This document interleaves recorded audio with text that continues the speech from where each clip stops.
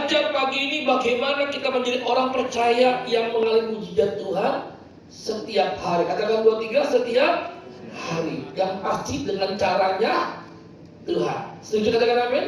Amin. Sebab kalau kita mau mengalami mujizat Tuhan tapi caranya dengan cara kita, pasti kita kecewa. Pasti kita kecewa. Makanya gak heran Bapak Ibu, banyak orang Kristen, orang percaya yang dulunya aktif di gereja, yang dulunya terlibat pelayanan, tapi hari-hari ini Bapak Ibu, jangankan pelayanan, ke gereja aja udah enggak. Kenapa? Kecewa. Bilang begini, pendeta Bambang, percumalah. Ya, saya ke gereja, saya aktif, saya melayani, hidup saya makin susah, penyakit saya gak sembuh, masalah saya makin kompleks. Di bisnis saya sudah masalah besar, di keluarga juga punya masalah, di gereja nambah lagi. Mari Bapak Ibu kita rindukan pagi hari ini, bagaimana mujizat Tuhan terjadi setiap hari dalam hidup kita orang percaya. Oke, yuk kita lihat ayatnya. Boleh diklik? Yeremia 17 ayat yang kelima. Ya, saya senang kalau kita baca bersama-sama. Oke? 2, 3. Beginilah firman Tuhan, terkutuklah orang yang mengandalkan manusia, yang mengandalkan kekuatannya sendiri, yang hatinya menjauh daripada Tuhan. Nah, pagi ini Bapak Ibu kita mau belajar sama-sama. Ada 3 cara, 3 kunci. Bagaimana Bapak Ibu kita mengalami mujizat Tuhan setiap hari terjadi di dalam kehidupan kita. Oke? Tolong diklik ayatnya. Yohanes pasal 5 ayat 6 sampai 7. Lihat Bapak Ibu, betapa kecewanya orang ini mengandalkan manusia. Ketika Yesus melihat orang itu berbaring di situ, dan karena Yesus tahu bahwa orang itu telah lama dalam keadaan sakit. Berapa lama sakitnya Bapak Ibu? 38 tahun. Berkata Yesus kepadanya, maukah engkau sembuh? Bapak Ibu, pertanyaannya jelas Bapak Ibu. Maukah engkau sembuh? Kalau saya tanya, Bapak Ibu mau makan? Itu jawabannya. Jangan begini, Bapak Ibu mau makan, nggak ada yang kasih makan. Itu namanya apa? Tulalit. Nggak nyambung, error. Lihat Bapak Ibu, maukah engkau sembuh?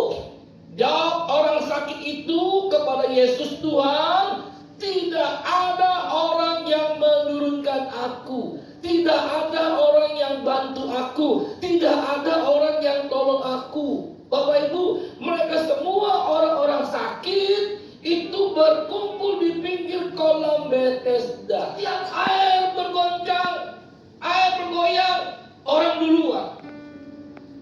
Setiap air bergoncang, dia mau lompat gak bisa. Karena apa? Dia lumpuh. Makanya Bapak Ibu, ketika ditanya Yesus, maukah engkau sembuh? Dia jawab apa? Enggak ada yang tolong saya, enggak ada yang bantu saya. Yang pertama, mau mengalami mujizat Tuhan setiap hari? Amin. Jangan berharap kepada manusia. Anda pasti kecewa. Coba lihat kanan kiri, ada nggak wajah-wajah yang pernah kecewa? Coba lihat kanan kiri, kok takut? Nggak ada ya di sini ya? Nggak ada yang ngaku. Bapak tahu aja. Kenapa Bapak Ibu? Karena kita mengharapkan orang bisa bantu kita, orang bisa tolong kita.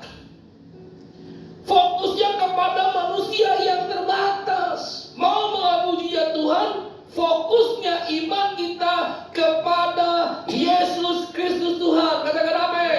Tepuk tangan yang meriah. Ini poin yang pertama. Kalau benar-benar Bapak Ibu mau mengalami mujizat Tuhan setiap hari, mari kita taruh iman pengharapan kita kepada Yesus. Setuju? Jangan kalau kita punya masalah cari manusia, cari orang. Kalau sakit cari dokter. Lebih enak lagi cari pendeta, nggak perlu bayar. Yang senyum-senyum punya pengalaman kayaknya. Kalau bisa pendetanya langsung begini, sembuh, wih enak. Nggak perlu tepuk tangan, saudara. Kalau perlu Pak perlu dikunjungin, telepon aja Pak Pendeta. Suami saya, istri saya, anak saya sakit, tolong dong didoain. Terima ulapan, sembuh, enak tuh, sakti pendetanya. Bapak Ibu, kita akan jadi kecewa. Mau dia hamba Tuhan besar, maupun dia dokter hebat, Bapak Ibu, pasti ujung-ujungnya ada kecewa. Bilang sama kanan kiri, waspadalah, waspadalah, supaya jangan kecewa. Nggak sedikit jemaat yang kecewa sama pendeta. Betul.